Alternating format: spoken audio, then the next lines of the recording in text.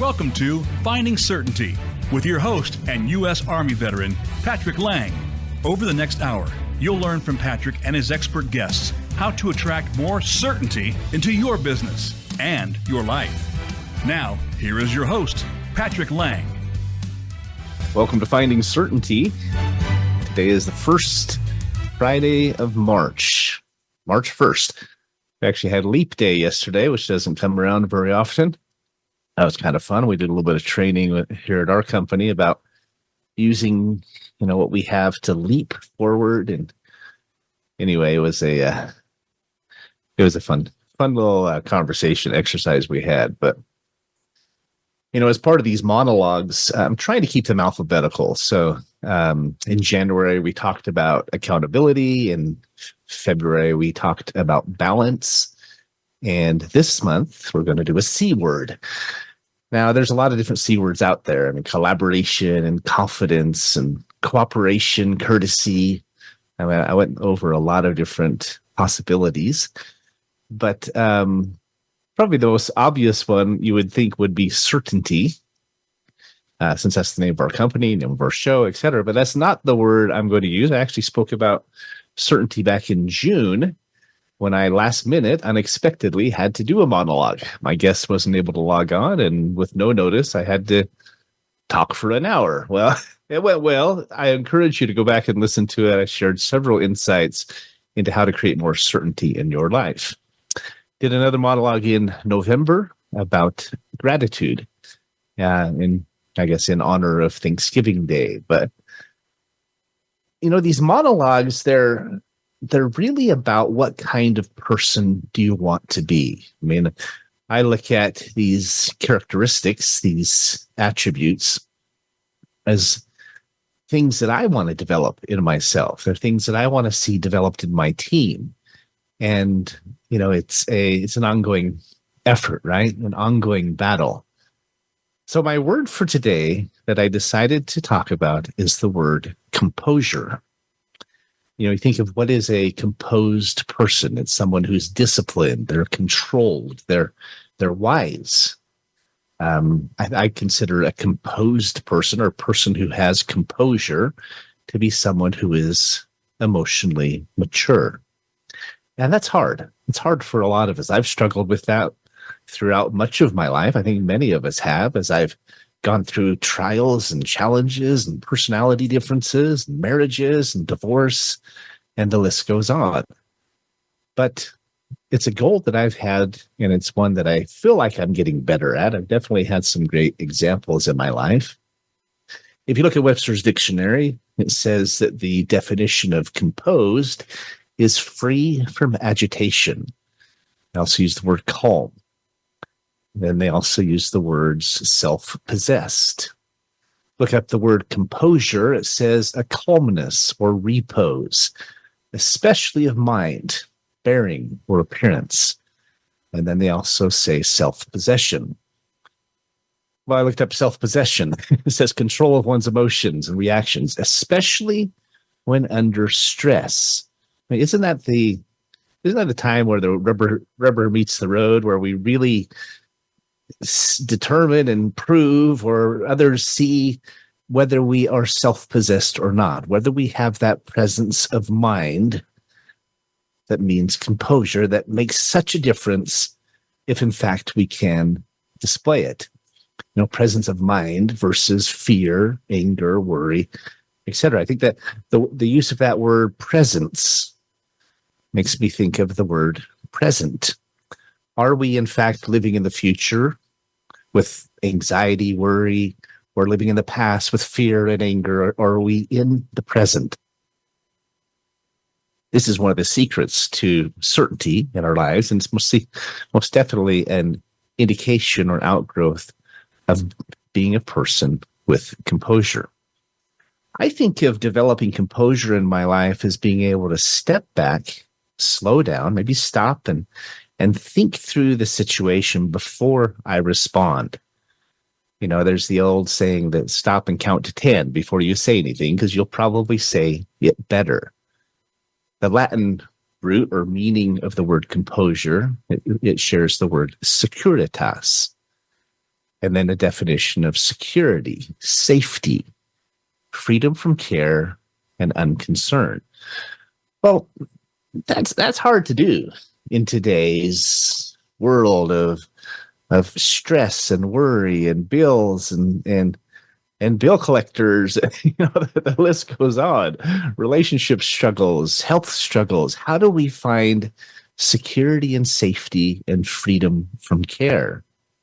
Because we can't control our exterior, right? We can't control our environment as much as we try to, as much as we think we can, as much as we feel like maybe we're abnormal if we're going through something difficult.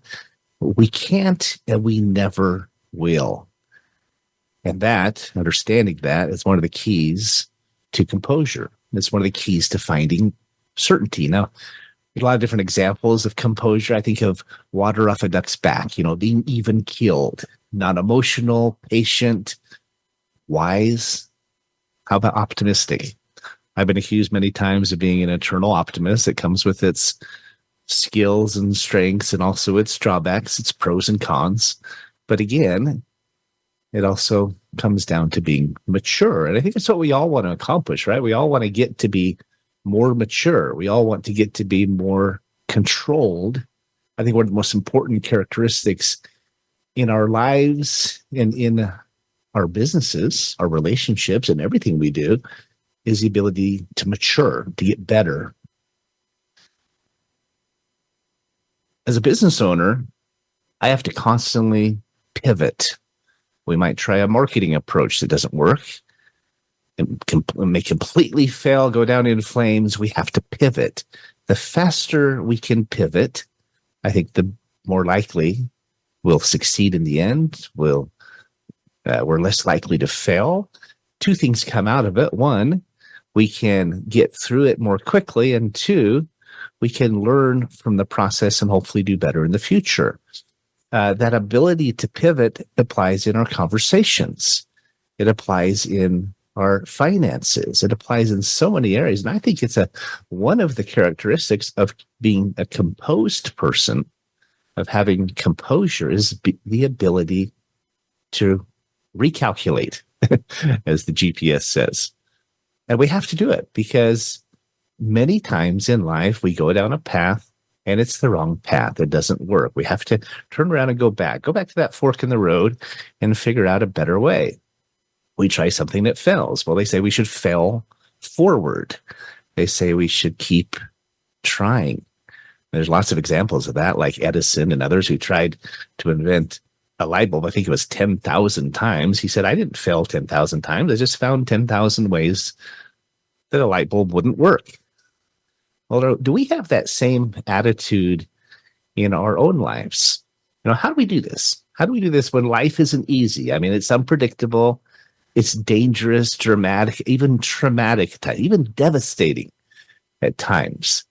We're going to talk a little bit later about some of my ideas and some of the lessons I've learned for how to do exactly that. Now, there are a lot of good and bad examples that we can think of. I think of, in sports, just one bad example, sorry, John, but was John McEnroe. He was not very composed on the court. He'd throw his racket, throw tantrums, even lay down and kick his arms and legs. It was a terrible example of composure as an athlete.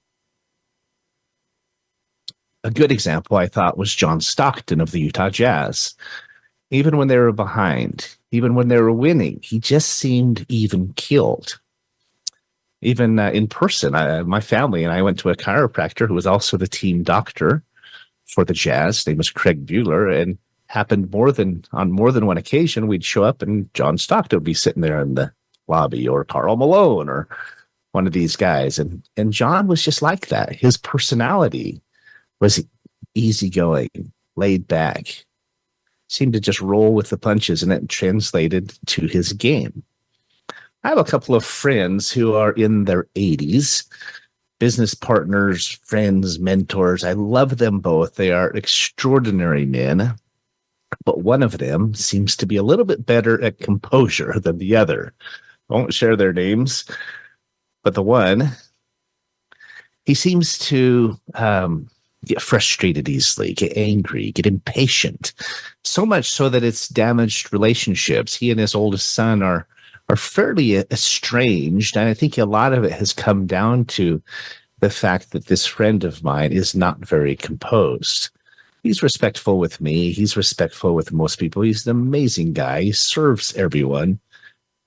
He's been just a hard worker for his entire life, but emotionally, when it comes to composure, he seems to struggle a little bit.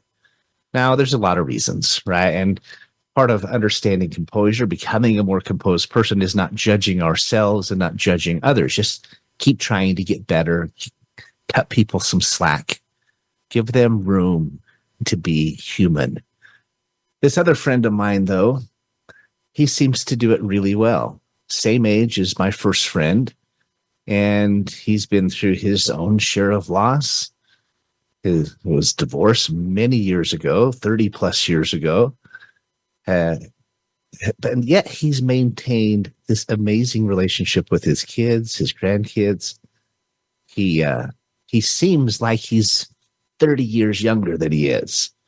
I mean, he's spry, he's upbeat, he's optimistic. I've never seen him get angry. I've never seen him lose his temper. He gets frustrated. We all get frustrated at times, but he seems to have the ability to pivot unlike anyone I've ever known. And I learned a lot from him. So I have a lot of examples. I've learned a lot from both of these. Not just what to do, what not to do, but just amazing lessons. I've had other lessons like former employers, employer I had in Alaska named Rocky Brew, who was a great example of someone with composure. He managed a very successful company, very stressful and challenging petroleum company, but he just seemed to all take it in stride. Had another boss named Roy Butko, who taught me how to help others learn composure. We were having some struggles. He was the general manager of a remodeling company. I was the senior sales manager. And we were having a lot of trouble between the installers and the salespeople. They just were not getting along. They weren't communicating. There wasn't very much composure going on between them. But Roy taught me how to help them, not just to believe in it and model it, but to not just illustrate, not just model it, but actually teach it and help them come to embrace it. One of the best ways we can learn composure is to teach it, to model it, to be an example of it, and keep trying and be transparent about it. One of the big obstacles, I think, to many of us when it comes to composure or patience or growth is when we try to pretend that we don't struggle ourselves. We try to, put on a facade and not be real with people. One of the best things you can do when you are struggling is to be, one, transparent, and two, humble. If you can ask for help, rather than it damaging your reputation, when you admit that you need help, admit where you have fallen short, or you don't know what to do, or you're struggling, it's one of the best things you can do. It's a phenomenal example of composure, but it's also a precursor to growth. And it will gain great respect for you from the people you work with.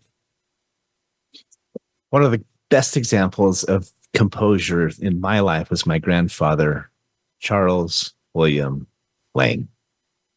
Bill, as everyone called him. He was one of the best examples I've ever seen of someone who consistently served others. My grandmother had a lot of struggles. She had several health struggles and challenges. She had blackouts. She had seizures. I mean, for many, many years. And this made her a difficult person to be with. Now, she had a lot of great characteristics. She loved her family. She served us faithfully, but she was challenging. And my grandfather gave her unconditional service. I mean, I don't know if I could have done what he did for for as many years as they were married over 70 years. And I may have given up. I don't know if I could have done what he did for as long as he did. He believed that they would be together again someday, that he would see her in her healthy form. She would be whole. And that, I know, kept him going. But a lot of it was who he was, because he served everyone that way, not just my grandmother, but he stayed composed. I don't ever remember him losing his temper. He might say, "Okay, Grace, calm down, calm down." He'd speak up, and you have to. It's one of the characteristics of a healthy person is the ability to make healthy requests, respectful requests. But he did it with love, and what a great example to me of being a composed person. Even when we went golfing together, he golfed into his 90s. Again, another example of someone who, by learning and living these principles, was young, clear till the end. Well, even when he golfed, he was composed. I never heard him swear. I never heard him. I mean, he'd say, "Oh, drat," he made a bad hit or something. But man, just an amazing example of somebody who embodied this principle. And do you know that when he passed away, he eventually passed away in his 90s from cancer, 96, if I'm not mistaken. And my grandmother, she passed 30 days later. She didn't want to be here without him. She loved him with all her heart. And I know that they are happy and together and healthy today. So marriage was, speaking of marriage and lessons, this is a hard topic for me because I've had my own trials in marriage. I've been married 3 times. I tell my wife, third tries the charm. Should have married her the first time, et cetera, et cetera. But I am grateful for the lessons I learned and the fact that I got my 5 children out of my second marriage. But I had a lot to learn about composure. In fact, I've been reading a book called Real Love. It's by Greg Bear, Baer, and I highly, highly recommend it because he teaches real life techniques and lessons for how to become more composed and more healthy in your marriage or in your relationships. So many of our problems come from our inability or our lack of education, just not understanding how to do this and do this right. He talks about imitation love versus real love. And with imitation love, so often we are looking for others to provide it for us. We have expectations, even demands. We think that they made a promise to us on the altar, and that means they are going to provide X, Y, and Z. And it's not a healthy response. It's not a healthy approach. Talks about how so many of us feel fear and emptiness, and we have all of our lives, maybe since we were children, and we enter relationships trying to fill that emptiness and curb or calm that anger, that hurt. And we use what he calls getting and protecting behaviors. These are behaviors like lying, attacking, being a victim. There's 2 different kinds. The getting ones are clinging. You can hold on to someone so close they feel smothered, and the other, the protecting behavior, is what he calls running. You leave the room, you leave the house, you maybe leave the marriage, right? These are not composed responses, but they're natural as responses, and most of us do them. And he teaches techniques for how to change that. He really, in essence, throughout this book, which I highly, highly recommend, go to Amazon, order it right now. It'll change your life and that of your children or anyone you share it with. Having read this book now, and I'm actually going back through it again and writing down notes and highlighting it, I plan to give it to every newlywed couple at their wedding, at their reception from now on. I believe it will change their marriage. In fact, I have a good friend who several years ago, he found out his wife was having an affair, multi-year affair. I think it was 7 years. She'd been sleeping with some airline pilot, and it had been going on for many, many years. And they almost got divorced. I actually recommended that he and she read this book. And he said that it saved their marriage. It taught them both, not just how to be a more composed person, but it taught them how to love each other unconditionally, without expectations, to help feel, rather than feel the fear and the emptiness for each other, but to learn how to feel it within yourself so you can feel it, so you can give unconditional love without those expectations, demands, or unhealthy getting and protecting behaviors in your partner. So highly recommend it. It does take being honest, does take being transparent, whether you're in a business or a relationship. Greg Bear teaches lessons of what he calls seeing. At first I thought he said rules of speaking, but when I read it more closely, it says rules of seeing. And it's about seeing the other person in ways that will help and making healthy requests and truly being composed. One of my greatest examples, I'll share this one in closing with this section, but that is my own mother, my mom, Sue Laing.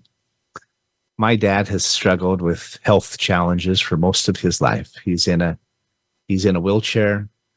He's not able to help and do as much as he can. He does the best he can. He gives so much service to others, even with limited capabilities, but it's hard for him. And he's felt frustrated and angry and discouraged. And, there's been times he just wanted to throw himself off a cliff because he was in so much pain. And my mom has been the epitome of composure. I've very rarely seen her even say a sharp word to him or to us.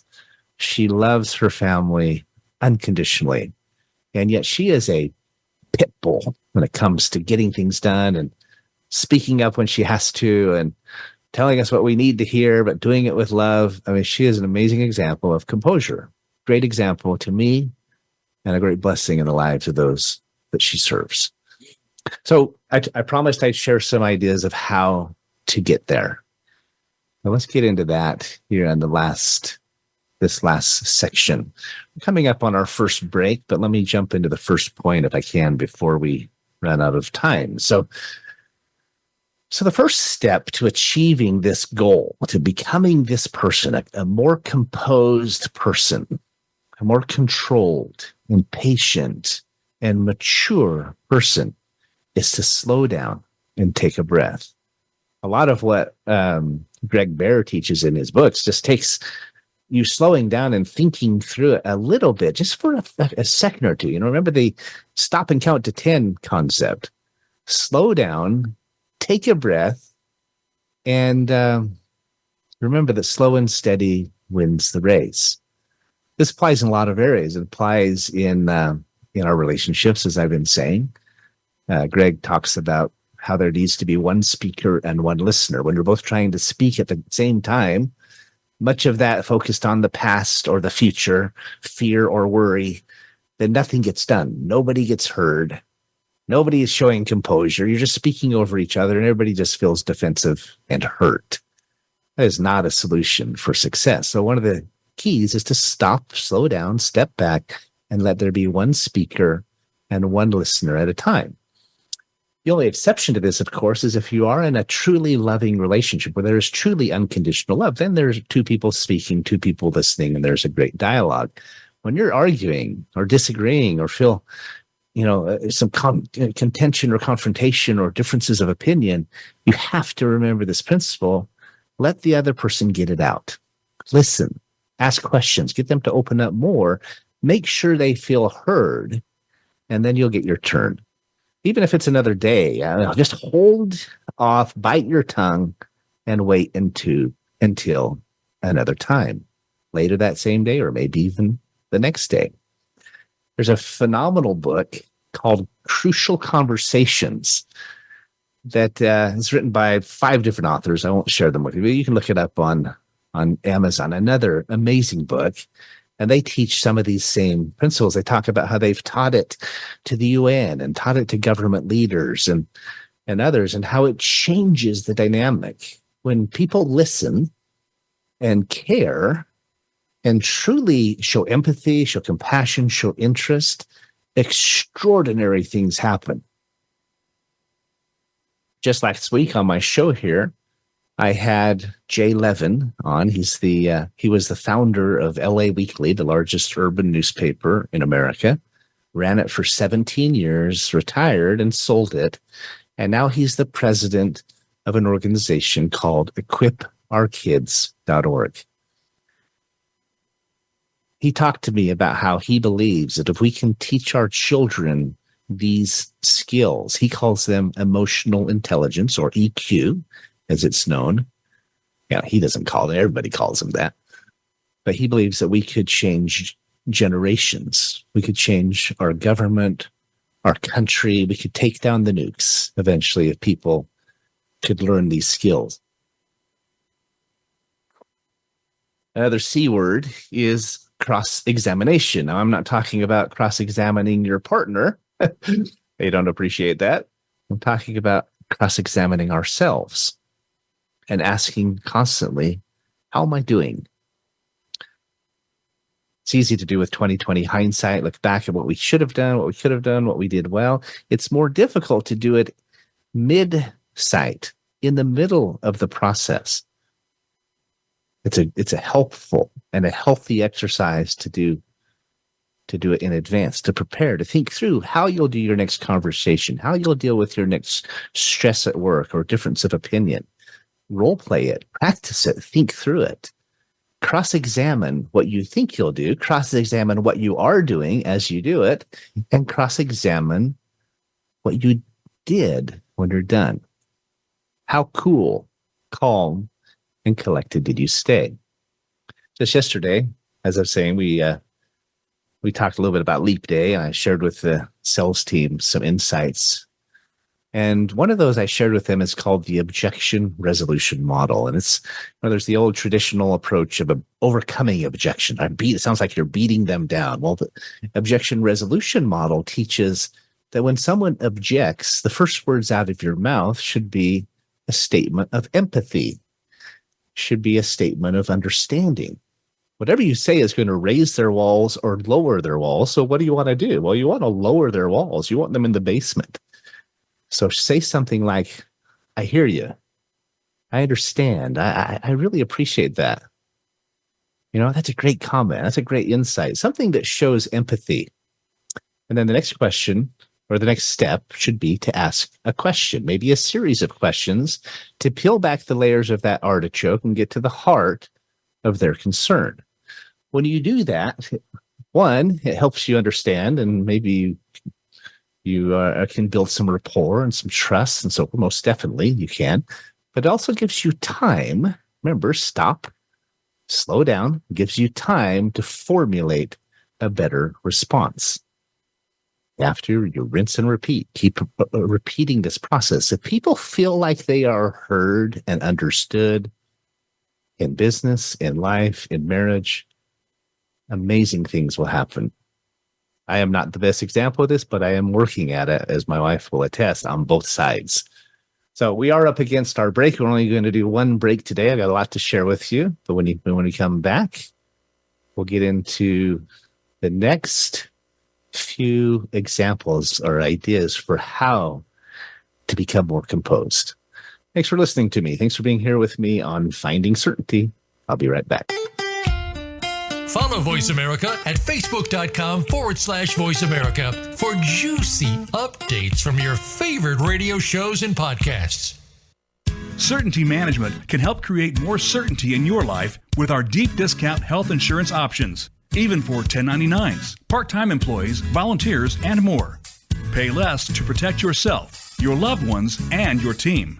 Call 888-684-3122 for a free quote today. That's 888-684-3122. Visit us on the web at CertaintyTeam.com.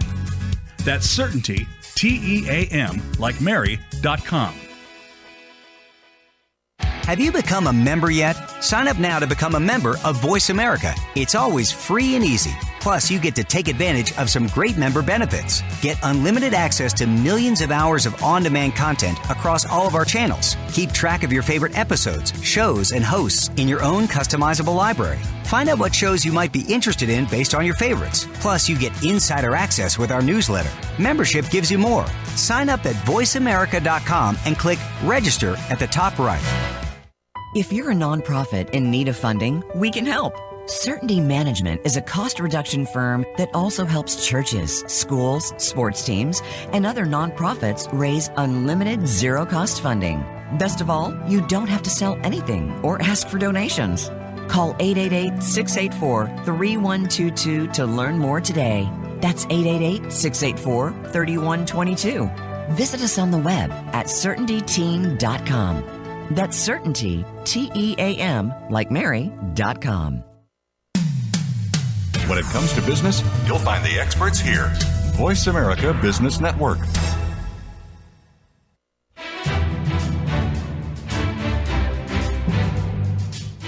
You are listening to Finding Certainty with Patrick Laing.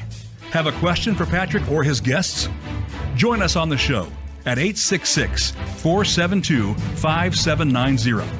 That's 866-472-5790. Now, back to the show with Patrick. Welcome back to Finding Certainty. Hope you're enjoying this conversation about a really essential topic, becoming more composed in our lives. You could also say controlled or even keeled or mature. Talk about the first principle is to stop, slow down, and take a minute. Just take a breath. Count to 10. And think about what you're going to say or do before you do it. I mentioned Jay Levin from equipourkids.org. His foundation is designed and set up, and it's teaching kids and youth across America how to gain greater emotional intelligence. And it's funny because I'm a big believer that when we start a snowball rolling down a hill, it just picks up speed, it gets bigger and bigger, and it starts to attract into our path more of the same. Just in the last 2 weeks, I've had multiple opportunities to meet with people and talk with people, and that subject of emotional intelligence keeps coming up. Jay was on my show last week. We met shortly thereafter. We're going to be doing some fundraising for his organization, and we do zero-cost, unlimited. We can provide zero-cost, unlimited funding for any nonprofits out there. So if you're listening to this and know of one that needs our help, please reach out to us. Our numbers, our information is in the description at certaintylive.com. I had another conversation later this week with a lady named Virginia Knudsen, and she is the founder and director of an organization named BOAR, B-O-A-R, and it's an acronym. Can't remember what it stands for, but they are an executive mastermind group, similar to Vistage Worldwide or something like that. They meet once a month. They work as a group to help mentor and support each other. And I've been a part of organizations like that myself. I'm actually going to go as a guest to their meeting coming up this month and check them out. But it's an opportunity to be mentored by peers who, while they don't have a vested interest in your business, they do care and they do want to help. So it's an unbiased group of peers who understand and give you feedback that can help. And if you can accept it, extraordinary things can happen. Well, she was explaining to me the difference between BOAR and Vistage, and the biggest one is that they focus a great deal on emotional intelligence. While Jay is teaching young children and kids how to learn those skills, she is helping teach leaders how to learn those skills. They're kind of hitting it from the two ends of the spectrum. I think it's really valuable. Hopefully they can meet in the middle. I'm actually going to have Virginia on my show coming up on the 15th. And then I thought I'd do another show later this year. I have them both on. We talk about it, kind of juxtaposition it from the two different perspectives. But she talked about how her granddaughter is learning those skills. She's really good at them.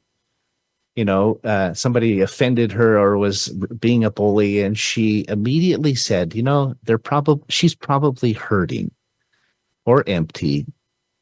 And I need to remember that to try to understand.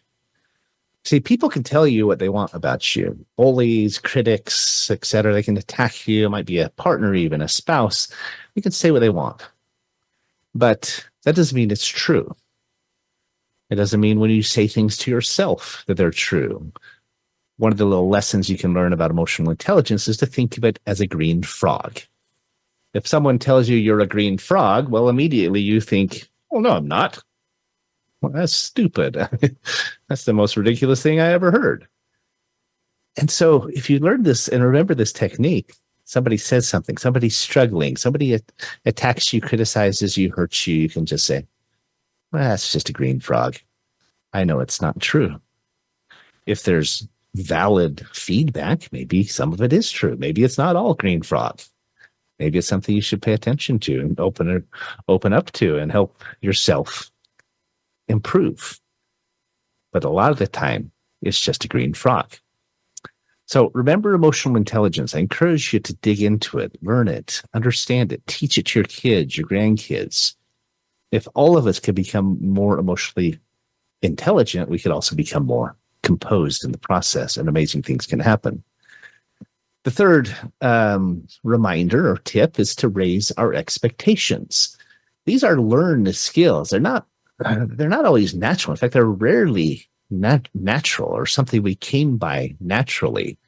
We have to surround ourselves by mentors and good lessons. Read and study good books like Crucial Conversations, like Real Love. Take part in masterminds like the Bohr Community, like in organizations like equipourkids.org. I remember the song by Steve Winwood called Higher Love. It's one of my favorite pop songs from the 80s. Well, we have to have higher aims. We have to believe and want to get better.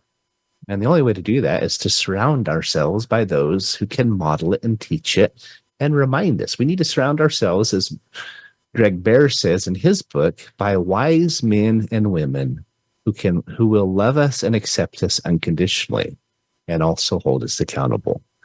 Our entire model at Certainty Management follows this track. We help our clients to become more accountable, to raise their sights. We do it in a unique way. In most cases, we only get paid when we save them money or recover them taxes or reduce their costs or renegotiate their contract.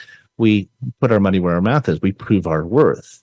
So we are paid when we produce. But by raising our client sights, if we can get them to just trust the process, and we very often say you have nothing to lose, then we can do amazing things. And we have nothing to lose to do it in our own lives, in our marriages, our relationships. In fact, we have everything to gain.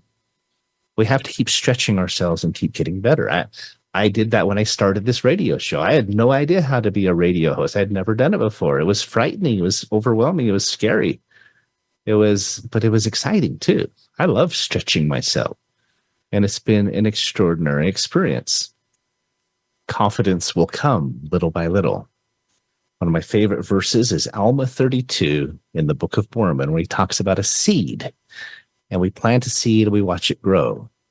And there's 3 evidences that that seed is a good seed, because we begin to understand it, we begin to feel it more, and we begin to want it more. It says it enlightens our understanding.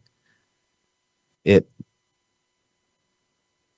enlarges our soul, and it becomes delicious to us. I think that happens in many areas in our life. If we just raise our sights and try, and amazing things happen, we start to have ripple effects. Our company has gone from helping companies make money to now we use what we're good at to help nonprofits raise free funding. And we have, I guess, progressed. We've matured from looking inward to looking outward. And when we do that, amazing things happen. The fourth step is that we have to remember that we have choice in all things. We can control not our environment, not the world, not the politics, not other people, but we can control our response. We can choose how to respond. We can stop and take 10 seconds. We can slow down. We can want to get better. We remember, a fundamental, eternal principle is to remember that we have freedom of choice. It's not nature, it's nurture. It's not choice. Instead of consequence, it's choice together with consequence. It's choice together with those eventualities that we have no control over. One of my favorite books is Man's Search for Meaning by Viktor Frankl. He was a Jewish physician in the Holocaust, in a concentration camp. He talked about how they can all remember those who went around the camps serving others, giving of their last piece of bread. They chose how to respond to this almost unimaginable experience.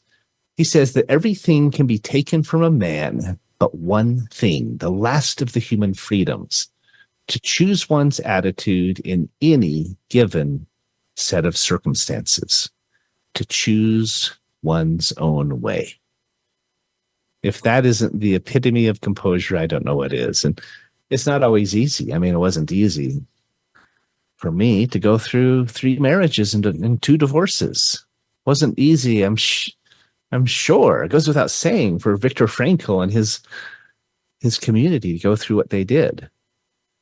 But if we can have empathy and compassion, if we can press on, if we can remember the green frogs when they happen and take advice when we need it, we can learn this ourselves. We can teach it to our kids, maybe even teach it to our leaders, or at least find it in our leaders. Hopefully we can. We can become more composed as individuals, as communities, and as a nation. I remember another example of 2 employees who got sent home from work.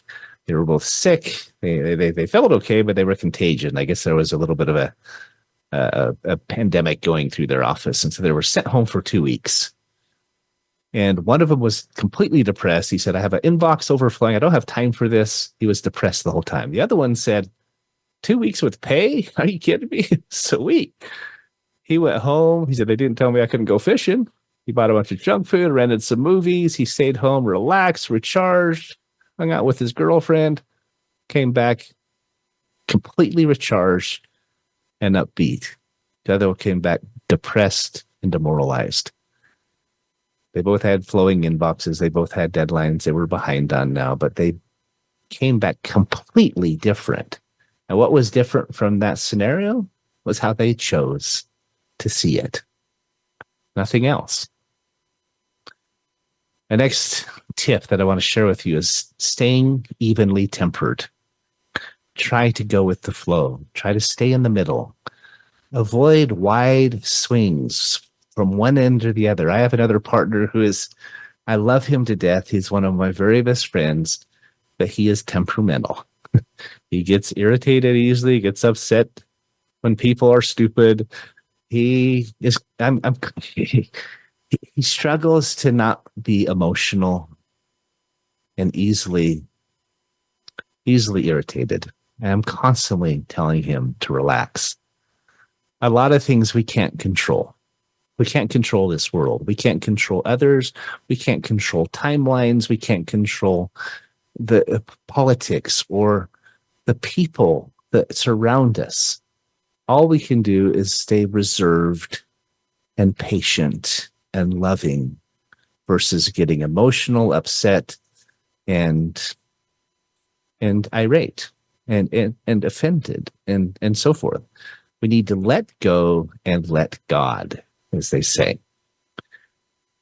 Another Latin definition I looked up when I was looking at composure talked about equanimity. It says, with an even mind.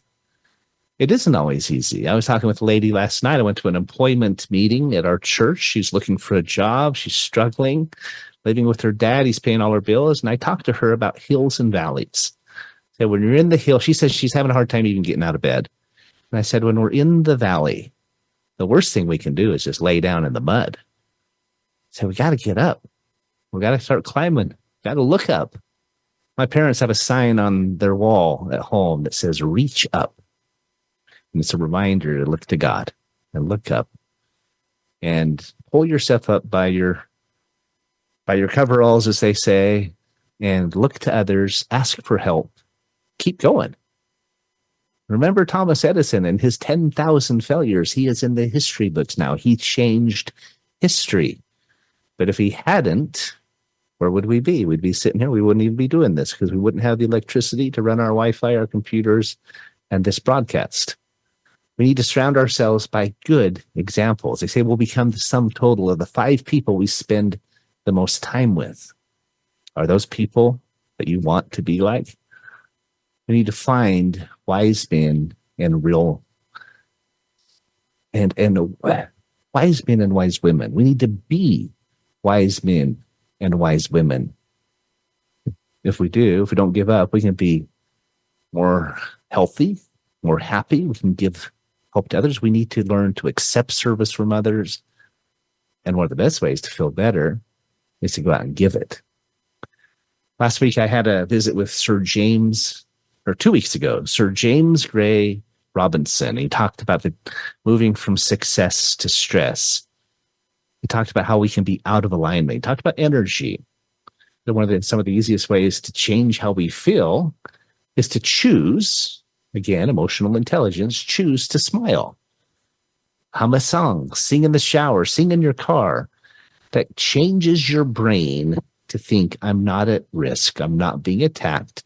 Changes from the parasympathetic to the sympathetic brain and helps us feel better. And one of the best ways to do that is to give service.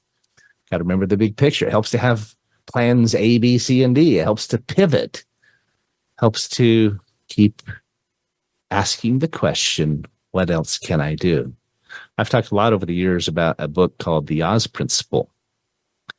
And one of the most important lessons it teaches is to not be a victim, not point fingers, pass a buck, say I'm confused, I don't know what to do, it's not my job, but to keep asking, what else can I do?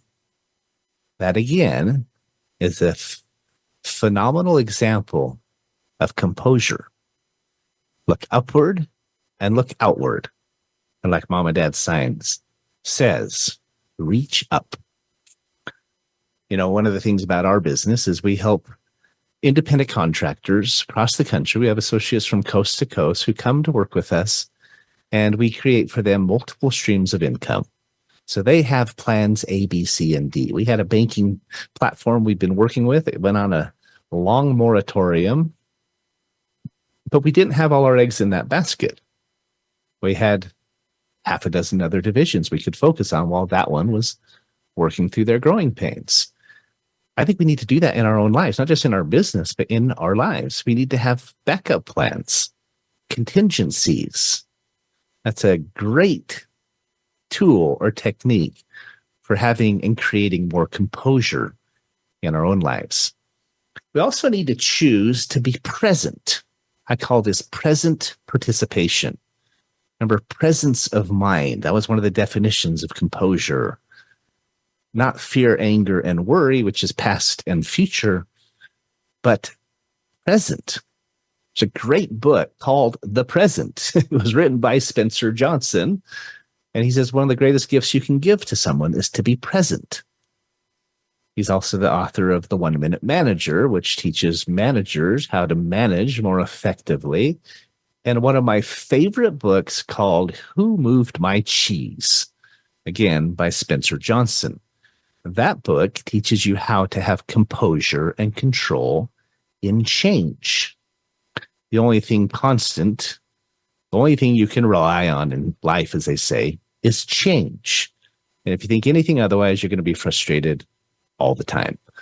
One of my favorite quotes is that the level of our expectation the level of our frustrations is equal to the distance between our expectations and reality. If our expectations are way up here, but reality is way down here, we're going to be really frustrated. If we lower those expectations, we're going to be less frustrated. That doesn't mean we lower our aims, doesn't mean we lower our standards, but we lower our expectations. Expectations are usually on other people and other things.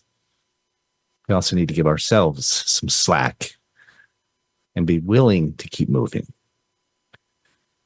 The last tip I have for you is to remember accountability versus victimhood. And I touched on this briefly talking about the Oz Principle. I was invited to be in a book a couple of years ago called Mission Matters. Focuses on CEOs whose companies are making a difference. And I talked about this topic about accountability, because ultimately that's what this is all about. Being accountable for ourselves, for our responses. Are we stopping and counting to 10 before we say the wrong thing? Are we listening? Letting the other person be a speaker while we are a listener? Are we looking to good examples? Are we seeking greater emotional intelligence? Are we asking, what else can I do? Now, it's not being a victim to ask for help. That's actually empowering. It empowers you and the person you're helping or the person you're asking for help from. When you are transparent and admit we need help, it doesn't damage our reputations. In most cases, in the eyes of our colleagues and peers and loved ones, they respect us more. It is a constant effort of course correction. You think of an airplane, they say that the pilots, or the autopilot at least, is constantly correcting the course. If not, you're going to end up in an entirely different city. The same thing as we're driving down the road.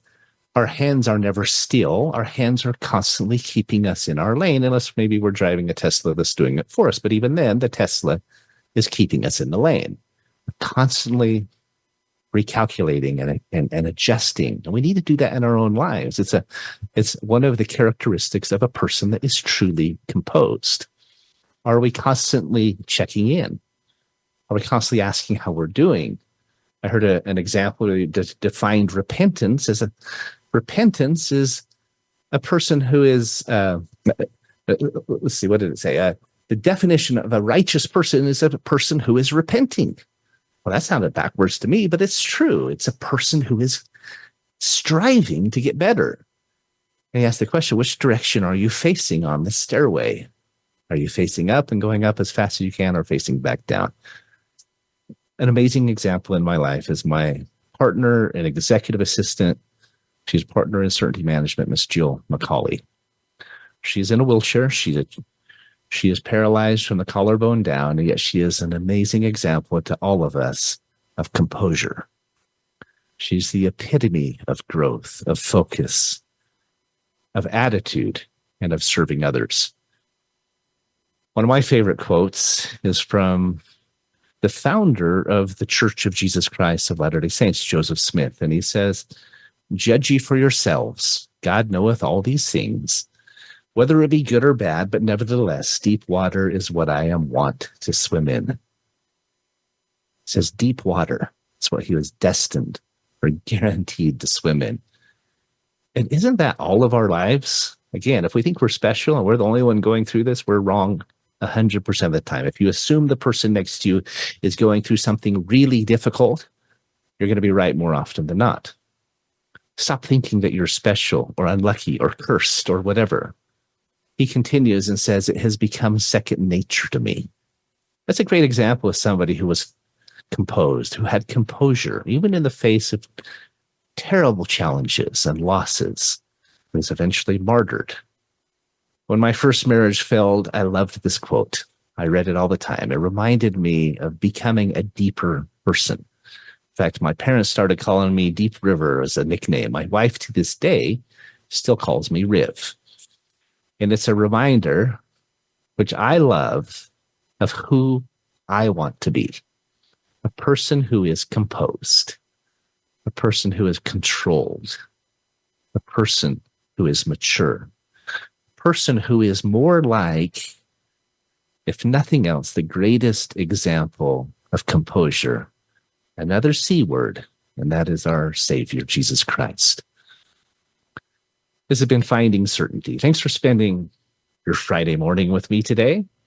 I hope you've enjoyed this session as much as I've enjoyed preparing it and planning it and sharing it with you. I hope you've learned some things that can bless your own life, as they have mine, and as there are many, many lives around the world, across the country, who have and are learning these things and applying them in their lives.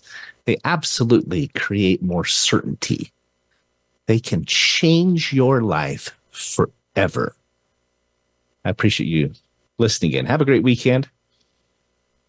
I know that you can do it. I know you can find more certainty and create more certainty in your own life in this and all the ways we share here on Finding Certainty. I wish the very best. Thanks so much.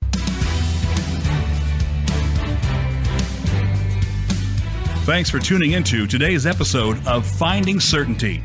We hope you've gained some more insight into how to create more certainty in your own business or nonprofit. Join us next week for another taste of the Certainty Experience. Until then, we wish you greater certainty in all that you do.